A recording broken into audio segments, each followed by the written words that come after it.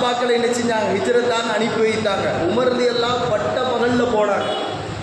பட்ட பகல்ல அல்லாஹ்வுடைய பாதையில் ஹிஜ்ரத் செய்து போகிறேன், என்னை தடுப்பதற்கு யார், இந்த அரபு மண்ணில் யார் இருக்கிறா அப்படின்னு வீர வசனம் பேசி ஆவேசத்தோடு பவனி வந்தவர்கள் வீர உமர் ரலியல்லாஹு தஆலா என்ற வரலாறில் நாம் படிக்கிறோம்.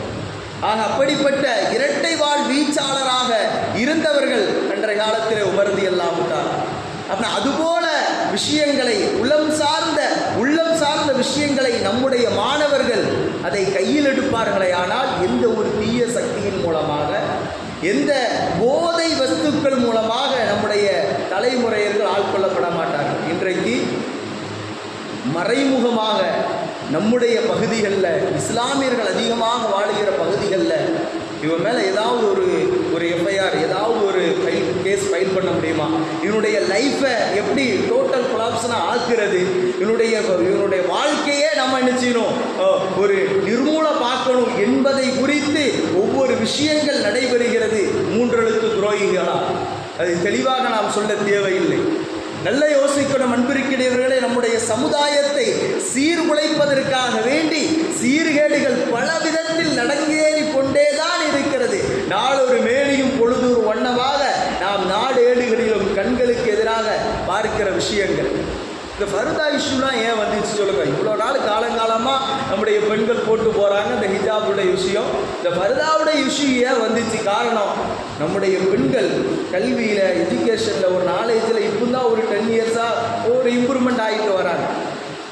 நம்முடைய பிள்ளைகள் இபாதத்தோடு நல்ல ஒரு முறையில் இருந்தால் இவர்கள் நாளைக்கு ஆளுகிற ஆளுமை வர்க்கத்திற்கு வந்து விடுவார்களோ, அல்லது எஜுகேஷன் நாலேஜில் ரொம்ப ட்ரெயினான நம்முடைய பெண்கள் உயர் பதவிகளில் இன்னும் பெரும் ஒரு துறைகளில் சார்ந்து இருந்து விடுவார்களோ என்று மறைமுகமாக தாக்குதல் தான் இந்த ஹிஜாபுடைய விஷயம், இந்த போதையினுடைய விஷயம்.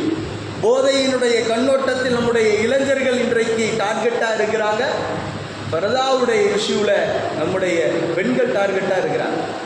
அதனால தான் அன்றைக்கி கர்நாடகாவில் நம்மளுடைய முஸ்கான் என்ற அந்த மாணவி சூழும் பகைக்கு மத்தியில் சுடர் முகத்தோடு கூடியிருக்கிற கயவர்களுக்கு முன்னால் அல்லாஹு அக்பர் என்று கர்ஜித்த அந்த முழக்கம் இருக்கிறதே, இதெல்லாம் நடைபெறுவதற்கு, தடை செய்வதற்கு என்ன காரணம் அப்படின்னா நம்முடைய பிள்ளைகளுடைய படிப்பு அறிவை அதை தடை செய்யணும். நாம் படித்தா நம்மளோட, ஆனால் நம்ம வீட்டு பெண்கள் படித்தா நெக்ஸ்ட் ஜெனரேஷனை அவங்க குவாலிஃபிகேஷனை உருவாக்க முடியும்.